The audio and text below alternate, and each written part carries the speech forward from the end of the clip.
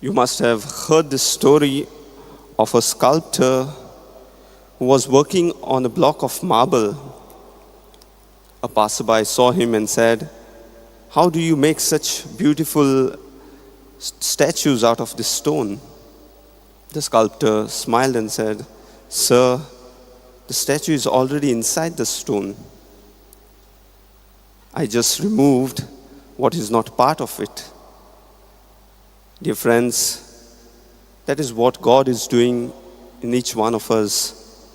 Through our pain, sorrows, joys, daily experiences of life, God is molding and shaping us into His dwelling place.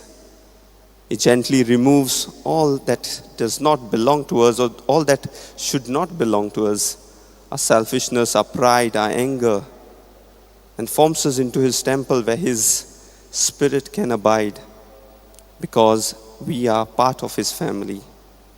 And that is what St. Paul reminds us in the first reading. We are no longer strangers or foreigners. We are members of the household of God. We are not outsiders to God. We belong to His family. Through baptism, we become His children.